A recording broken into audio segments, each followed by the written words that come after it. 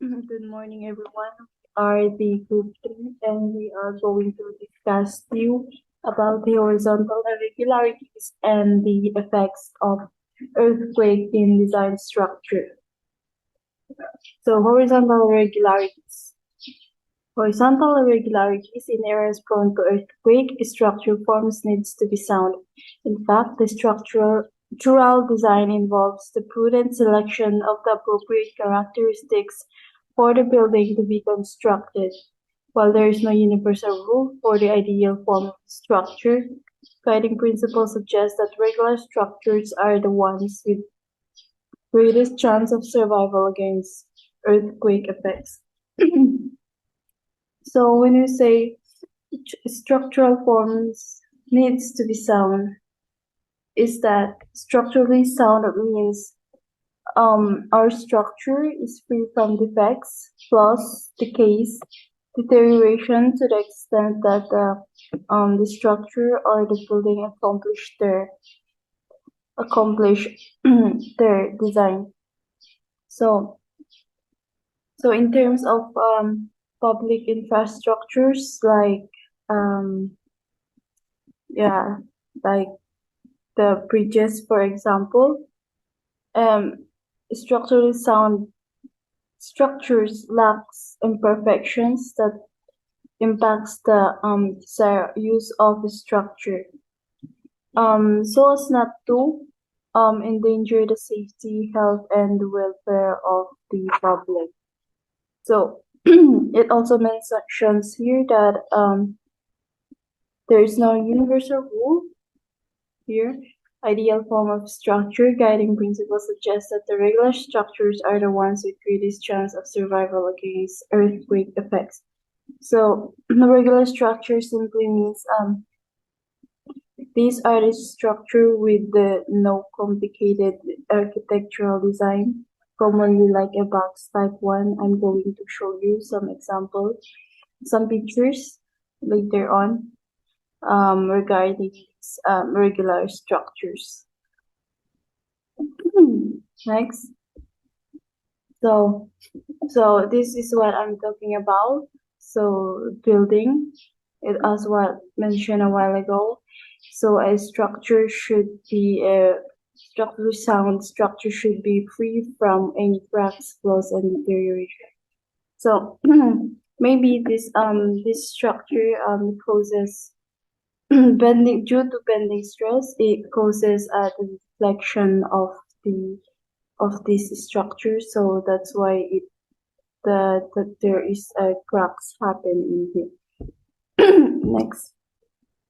So in this column, as is seen in the figure, the concrete cover of the column has cracks here. Here are the cracks, and portion of it are expelled, making the reinforcement visible. This one, as we can see in the figure, these reinforcement are being visible. This compression failure is a result of an actual load exceeding the design allowable compressive stress. This only means that the design did not consider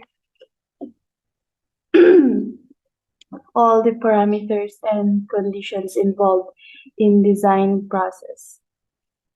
Another cause of it is the maximum load designed for the structure is exceeded.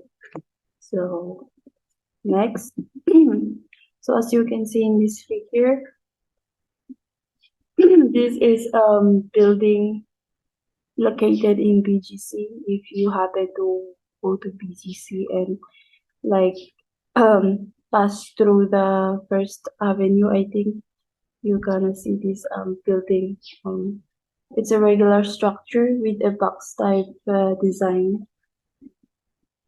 Next. A regular structure is defined in section 208.4.5.1 of NSCP 2015 as a result that has no Significant physical discontinuities in plan or vertical configuration or in their lateral force resisting system, such as the irregular features described in section 208. So it means, um, as I mentioned a while ago, no significant physical discontinuities or plan configuration or in the lateral force resisting systems. So regular structure. So that's what I'm talking about. Our structure is commonly like a box type design, diba? So yeah. So characteristics of a regular structure include this structure is simple. So so what are the basic components of a structure ba? So isn't it that it has a foundation, floors, walls, beams, columns, roof, stairs, etc. So yeah, that's the structure is simple. The structure is symmetrical. We all know what is symmetrical naman, diba? So it means like uniform. Agpapal. The structure is not too elongated in plan or in elevation. So because the more the slender a building could be, the worse the overturning effects in an earthquake. So next, the structure has continuous load transfer. So when we say continuous load transfer, the structure must be provided with a continuous load transfer from top to bottom. To ensure that it is intact in this manner, it can withstand or avoid damages which is caused by high winds, earthquakes, and other stresses caused by excessive forces. The distributed load across the cell structure will minimize the effects of stress on the reinforced concrete. So also, um, a structure is continuous and monolithic as possible.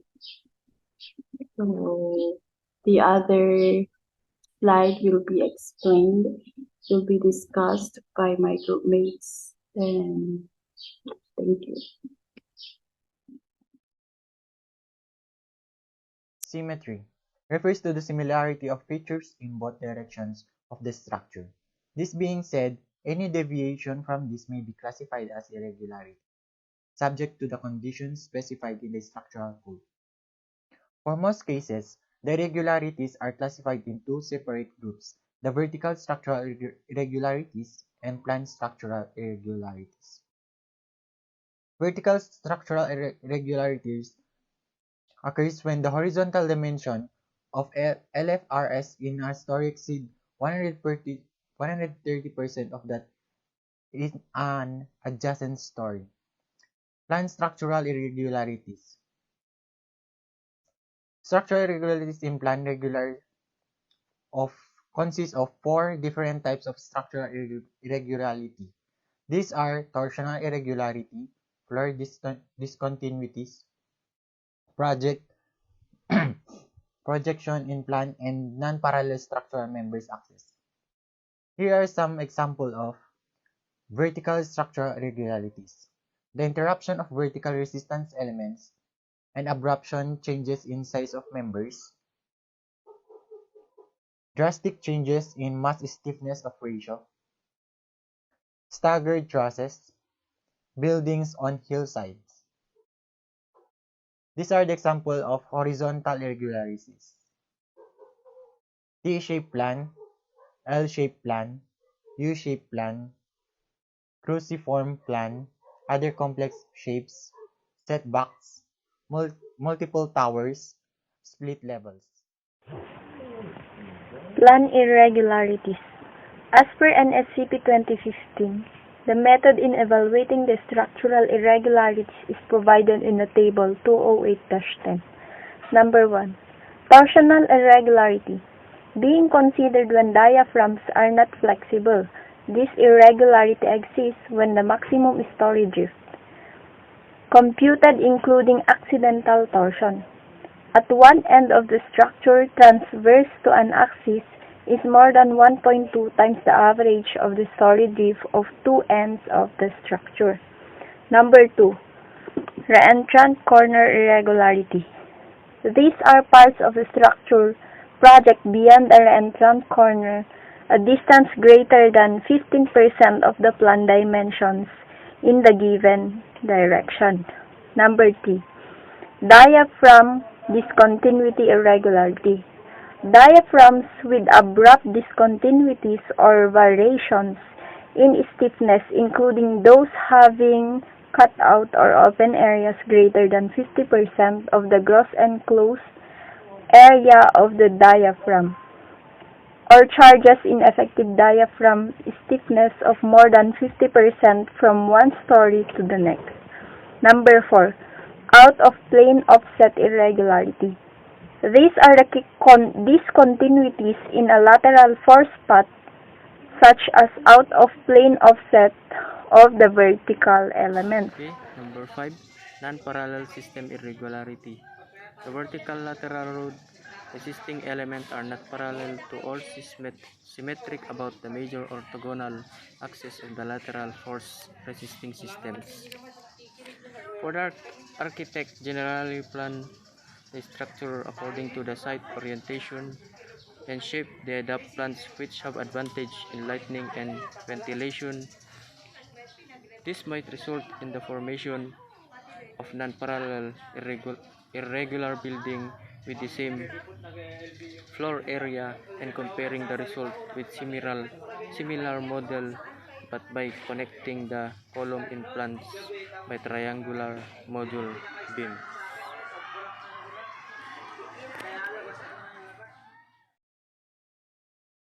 So, this is a figure sample of torsional.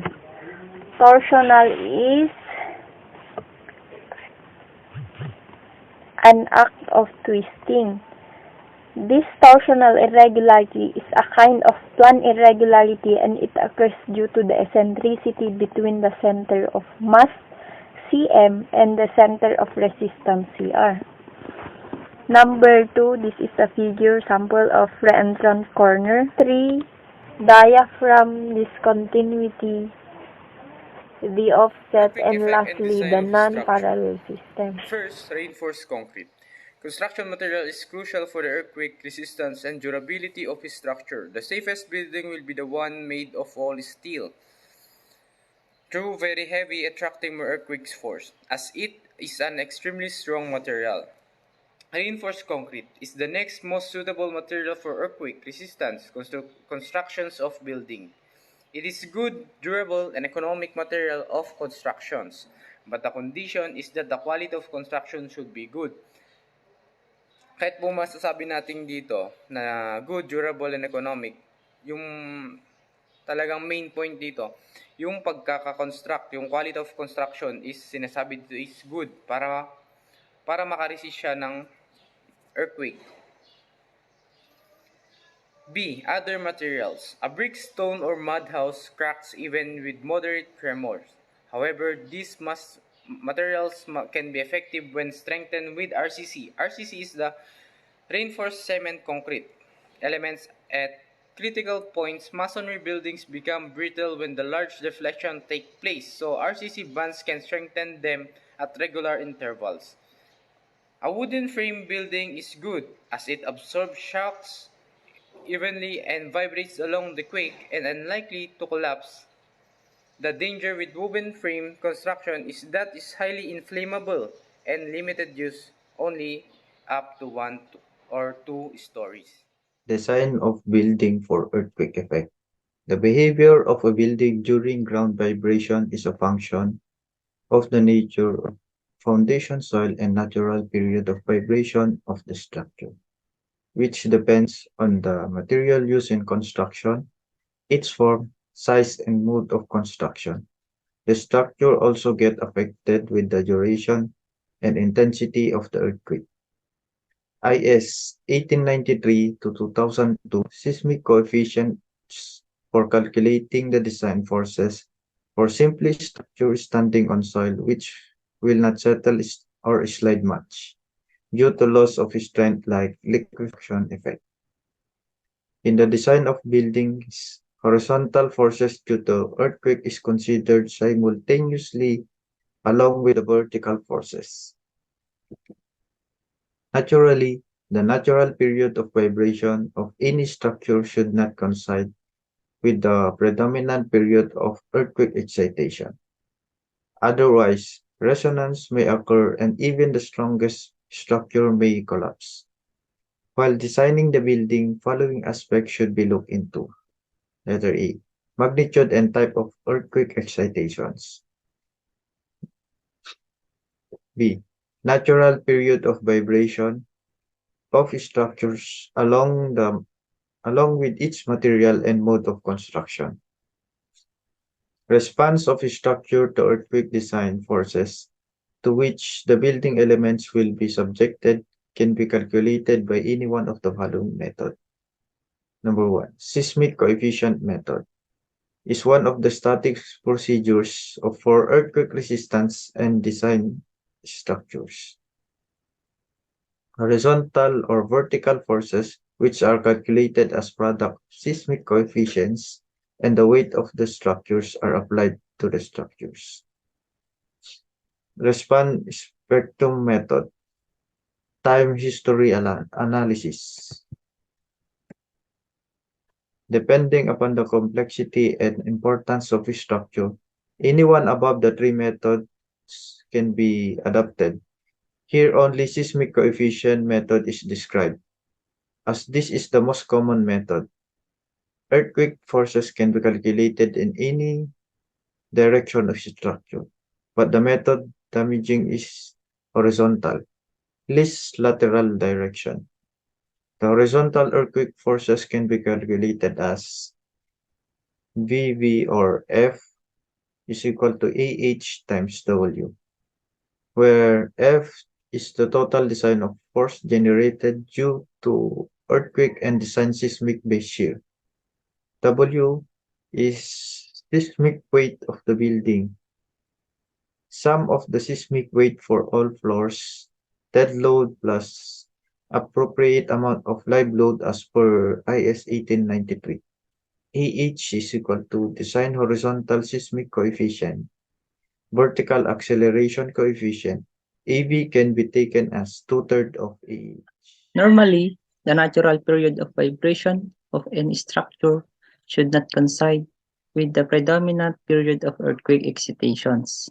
Otherwise, resonance may occur and even the strongest structure may collapse. Thus, while designing the building, following aspects should be looked into. Kapag magde-design tayo ng mga buildings, dapat i-consider natin itong mga aspects na to. Number 1 is magnitude and types of earthquake excitations. And, number 2 is natural period of vibration of structure along with its material and mode of construction. Response of structure to earthquake design forces to which the building elements will be subjected can be calculated by any of the following methods. Makakompute daw natin yung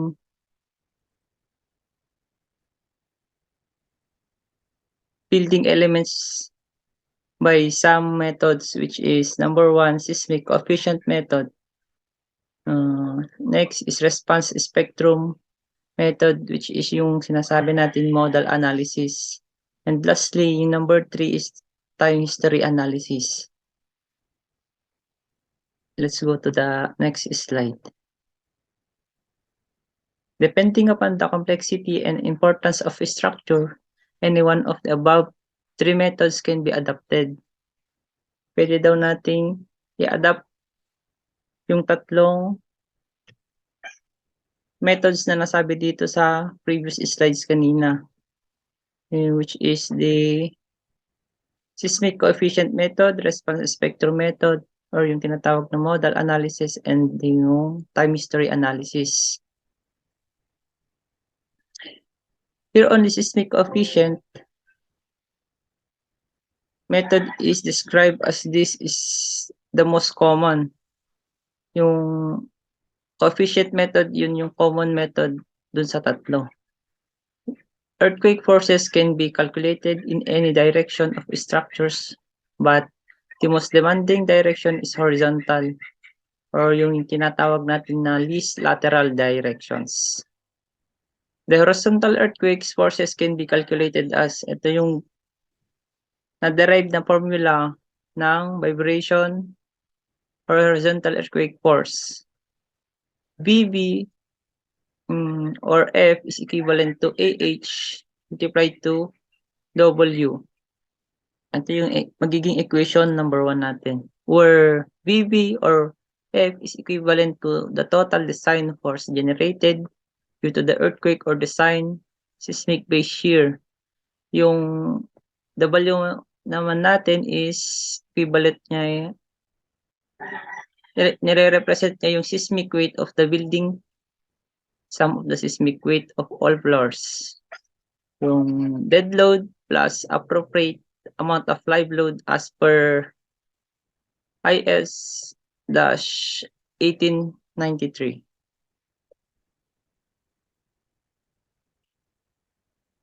Yung AH naman is nire-represent niya ito yung design horizontal seismic coefficient, vertical acceleration coefficient, or the AV can be taken as 2/3 of AH. Let's go to the next slide. Seismic coefficient method, or as per IS 1893-2002. The design horizontal seismic coefficient of AH for a structure is determined by the following expression as per IS 1893-2002. AH is equivalent to Z all over 2 multiplied to SA all over G divided by R all over I multiplied by 2. Subject the conditions for any structure having T is equivalent to 0 per seconds and our AH will not be less than C all over 2 for any value of Ri. Susunod dito yung seismic zone factor Z. Here description of various parameters given below. The values of seismic zone factors Z reflects more realistic value of effective peak ground acceleration under the maximum considered earthquake MCE in each seismic zone. These values are given in table 1 as per revised 1983 code. The factor 2 in the denominator of Z is used so as to reduce the maximum considered earthquake MCE zone factor to the factor for design basic earthquake factors. Dito natin makikita yung table 1, yung seismic zone factor Z. Seismic zone, zone 2, zone 3, zone 4, and zone 5. Seismic intensity is kapag ka zone 2 lang siya, low. And yung zone factor is equivalent to 0.1. Yung kapag ka seismic zone number 3 naman, yung seismic intensity niya is moderate and the zone factor is 0.16. Habang pataas ng pataas yung zone, pataas din ng pataas yung zone factor and yung magiging damage na sa mga structure is pataas ng pataas din or pabigat ng pabigat. Nagiging example dito sa number 2 is low pa lang. Kapag ka number 3 naman nagiging moderate and kapag ka number 4 is severe na, yung zone, seismic zone is equivalent to 4 and yung seismic intensity is severe na. Ito na yung sinasabi nila na nakakapag ng mga buildings. Ginuguho niya yung mga buildings na karamihan is yung mga old buildings na kailangan na nating i-replace kung naabot niya na yung lifespan, yung designed lifespan of the building. And mas lalo dito sa seismic zone 5, ito yung very severe. Ito yung madami talagang madadamage na properties. Hindi lang properties, kundi karamihan din yung ano ng mga tao, yung mga casualties kapag may earthquake. Kasi yung zone factor nito is 0.3, 0.36.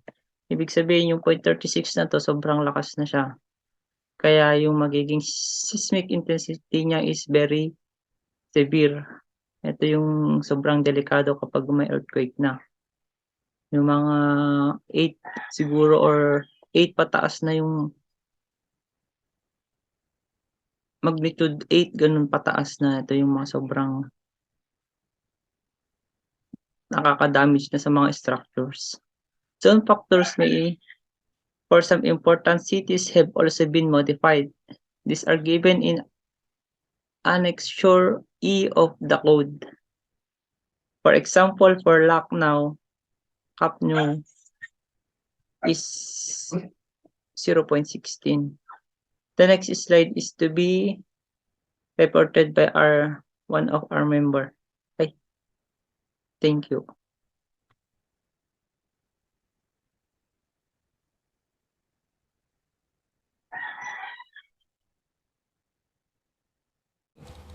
Our next topic is the average acceleration response coefficient. The acceleration response of structure to ground vibrations is a function of the nature of foundation soil, material, size, and mode of construction of structure of characteristics of ground motion. The response spectra is now specified for 3 types of foundation strata. Here are the rock or hard soil, medium soil, and soft soil. We can see here the hard soil. Next is the medium soil and the soft soil. Next is the values response reduction factor R for building systems. We can see here that the ordinary RC moment resisting frame reduction factor R, special RC moment resisting frame with a value of 5, steel frame with concentric braces 4, steel frame with eccentric braces is 5, steel moment resisting frame is 5, load bearing masonry buildings with an unreinforced reduction factor of 1.5, reinforced with horizontal RC bands 2.5, reinforced with horizontal RC bands and vertical bars at corners and jumps with a reduction factor of 3, ordinary reinforced concrete shear walls with the value of 3, and ductile shear walls with the value of 4. We can see here the pictures of the building frame system. Next is the moment resisting frames.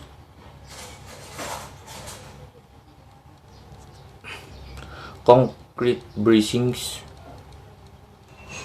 We can see here the first picture, the cross bracing. Second is the inverted V brace. Third is the single diagonal brace.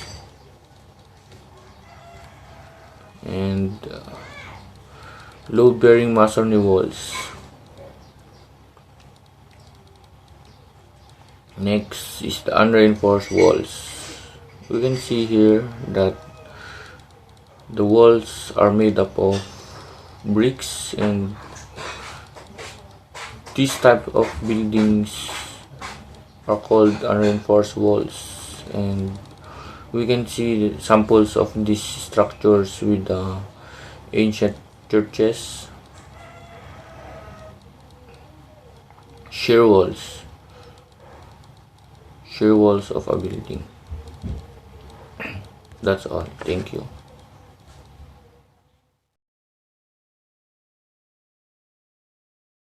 Table 3, multiplying factor of other than 5% damping level.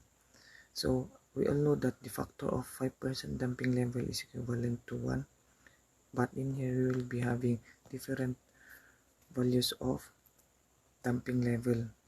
In the table shown, the higher the damping level is, the lower the value of factor.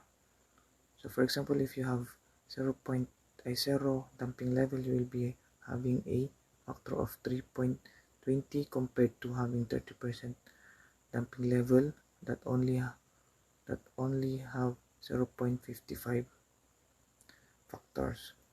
So in A building categories, after getting the values of seismic coefficient, which is AH, will be having or getting the building categories of each range calculated or solved. In table 4, as you can see, there are different range of AH ranging from 0.05 to 0.12 and higher. So having less than 0.05 range of AH, your building category will be B, and 0.05 to 0.06 range of AH, your building category will be B. If your range is 0.06 to 0.08, then your building category is C. And if you have a range of 0.08 to 0.12, then your building category is D.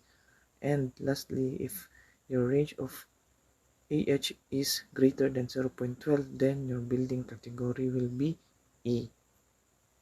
So the empirical expression for estimating the fundamental natural period T of multi-stories building having regular moment resisting frame can be found by the following relations. There are two relations in here. The first building is a resisting frame building without brick infill panels, and the second is with brick infill panels. So the difference between these two is that their TA, or the fundamental period of vibration in seconds, are different. In the A, which has the building without brick, each TA is equivalent to 0.75, and the building with bricks or brick infill panels is 0.09. So in the legend shown, or the unit, TA is equivalent to fundamental period of vibration, H is equal to height of buildings in meters, and D is equal to base dimension of building at plinth level in meters along the considered direction of the lateral force. So that's all for our report today, group 3. Our report is the earthquake irregularities and the effect of earthquake in designing buildings.